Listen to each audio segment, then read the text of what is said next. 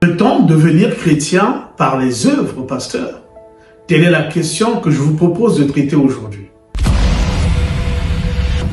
Bonjour à tous, je suis le pasteur Pavel et je suis heureux de vous retrouver encore une fois pour une nouvelle capsule sur la thématique de la foi chrétienne et notamment sur la question comment devient-on un véritable ou véritablement chrétien.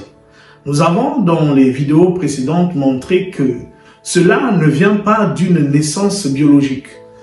Il ne s'agit pas de naître de parents déjà chrétiens pour être chrétien, ni de naître dans un pays traditionnellement ou culturellement chrétien pour l'être, ni d'être régulier dans sa participation dans une église locale, bien que ce soit important, ni même dans le service de Dieu, bien que ce soit important. Voilà, toutes ces choses-là ne nous permettent pas de devenir chrétiens. Alors, qu'est-ce qui nous permet de devenir chrétien? Comment le devient-on? Une question légitime pourrait être effectivement, est-ce que les œuvres, la pratique de bonnes œuvres peut nous aider? Puisque dans le monde on dit que c'est en forgeant qu'on devient forgeant. Est-ce que ce principe s'applique dans les Écritures? Eh bien la question est intéressante, d'autant plus que il y a un verset, quand vous le lisez isolé, vous pouvez avoir l'impression que c'est cela.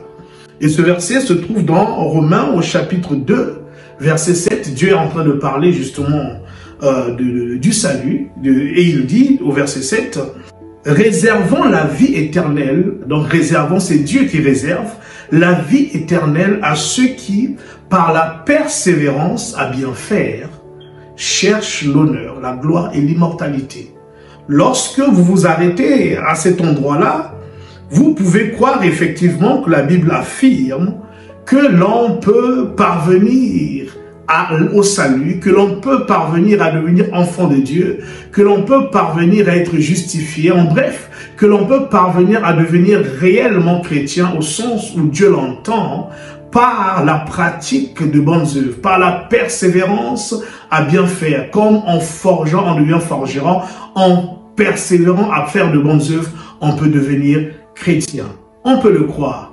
Mais quand on prend maintenant le raisonnement dans son ensemble et qu'on arrive vers la conclusion du raisonnement, dans Romains chapitre 3, verset 12, voilà ce qu'il est écrit. « Il n'en est aucun qui fasse le bien, pas même un seul. » Oui, le standard de Dieu aurait été que tous fassent de bonnes œuvres et s'efforcent à le faire pour parvenir à la vie éternelle. Mais la réalité des humains est que il n'y en ait aucun qui fasse le bien, pas même un seul. Ici, on parle des bonnes œuvres, bien sûr. Il n'y a aucun humain capable de faire les bonnes œuvres que Dieu agrée et qui par lesquelles Dieu peut le déclarer juste. Dieu peut faire de lui un authentique chrétien. Donc, les œuvres ne nous aident pas. Comment alors devient-on chrétien?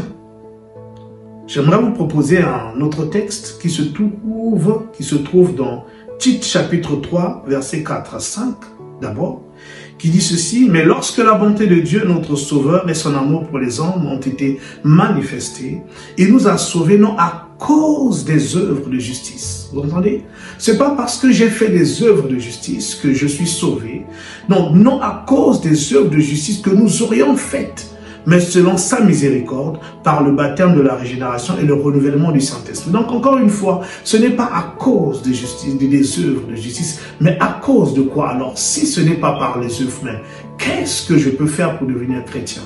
Jean 3,16 dit, « Car Dieu a tant aimé le monde qu'il a donné son Fils unique afin que quiconque croit en lui ne périsse pas, mais qu'il ait la vie éternelle. » Et dans Éphésiens, au chapitre 2, verset 8, il est écrit, « C'est par grâce que vous êtes sauvés au moyen de la foi. » Donc, nous devenons chrétiens au moyen de la foi. Il est question de croire.